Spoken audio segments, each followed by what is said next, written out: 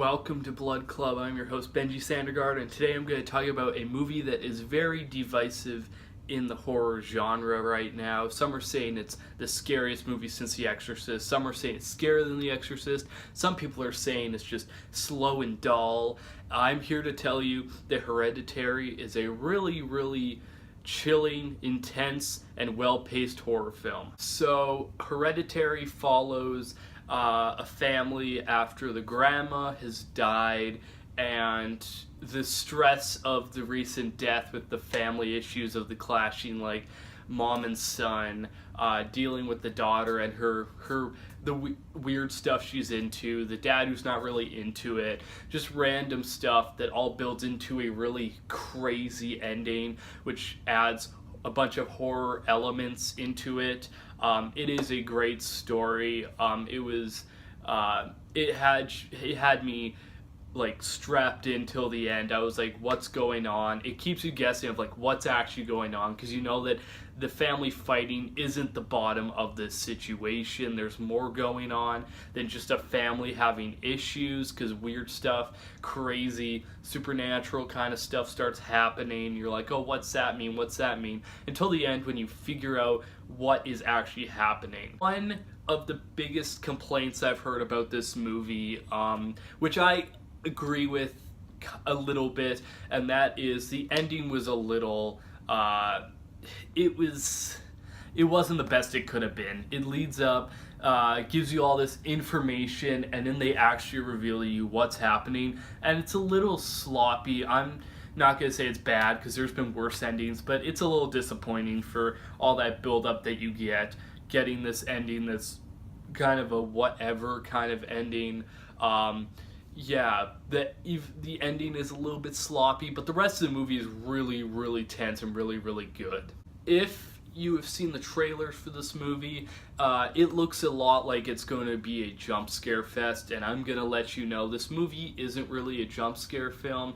It's a slow burner horror film. They give you little by little. A good example of that is it's kind of like Split, where it was slow burner, giving you little by little until the end where it got really crazy, or Mother, or The Witch, stuff like that. That's what this movie is. It's a slow movie.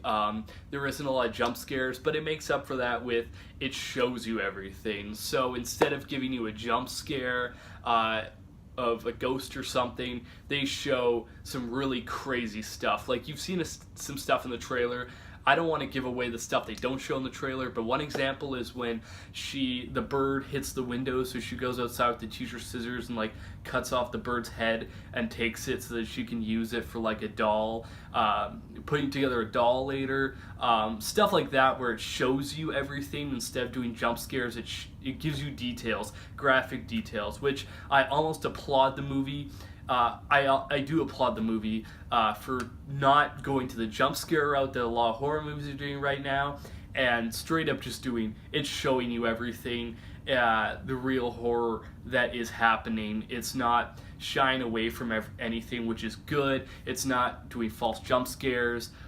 There are movies that do jump scares really well, like A Quiet Place is one this year that did it fantastically and it fit the movie. This movie, more or less, it needed to be a movie that showed stuff. It didn't need to be a jump scare horror movie, and it wasn't. So I applaud them for making this movie a more psychological, slow-paced, kind of graphic horror movie, because that's what it really needed to be. It didn't need to be another jump scare movie.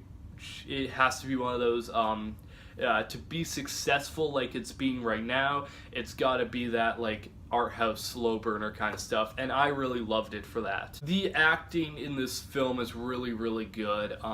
Millie Shapiro plays the daughter. She is a standout in this movie. She is fantastic as Charlie in this movie. You got Toni Collette, who plays the mom, and she's really good in it. She really carried the movie, I gotta say. She goes from really pissed off mom to scared mom to angry mom to just all these emotions, and she does really good. And Alex Wolff is also really good.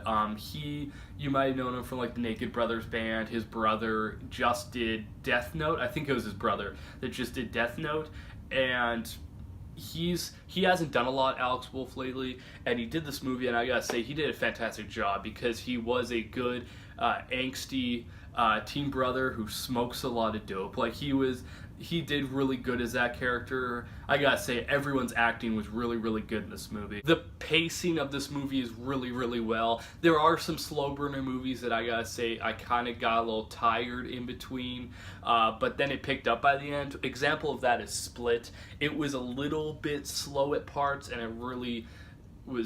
it just didn't help the movie. Hereditary was just full through the whole thing, was very, very well paced. There was always something to keep you guessing and thinking until another thing hit you and another thing hit you. Situation occurred that led to another situation. It was well paced. The score was really, really good. I gotta say, these horror movie scores are coming out these days, like The Witch and It Follows and Get Out, and this movie. They are so good. They're just so much put into it. It really adds to the movie.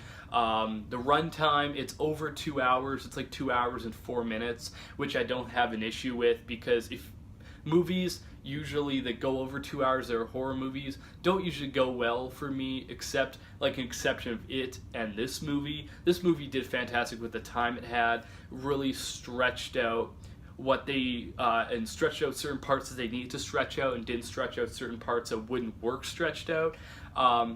All those elements made a fantastic horror film. Some people are saying that it's really fantastic, it's like a masterpiece, and some are saying that it's terrible. I'm gonna say Hereditary is worth a buy on Blu-ray. I'm definitely gonna pick up the Blu-ray when it comes out, like in a few months.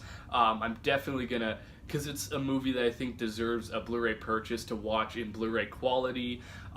It's not a masterpiece, but it's also not bad like some people are saying, where it's just slow and dumb. It's not that. It is a great horror film that I definitely recommend to anyone. Anyone pick up on home media or on iTunes if that's your preferred method of watching movies. But overall, it's a really, really fantastic horror movie. Not a masterpiece, but a really, really fantastic horror film that definitely deserves a purchase on Blu-ray, and definitely deserves that everyone check it out, because it is one of a kind. It's something different. Doesn't feel like any other horror movie we've seen before. It's just its own thing, and that's what's amazing about it. Stay tuned for more videos. There are 2 videos coming out next week. They're summer reviews, and basically what that is summer horror movies that I've taken from collections of horror movies that are based on summer, from lists like Reddit and all that. I put them through the Facebook polls, and it looks like the 2 I'm reviewing next week, unless stuff changes, is Friday the 13th, the original, and Tourist Trap. So stay tuned for those. Stay tuned for HHN updates, because there's a lot coming out, and it's that season. News about horror in general, like horror events, horror movies, horror TV shows. There's a lot of news that I want to talk about. There is a lot of fantastic little tidbits coming out right now. Horror movie reviews, stuff like that. Stay tuned for all that, and thanks for watching.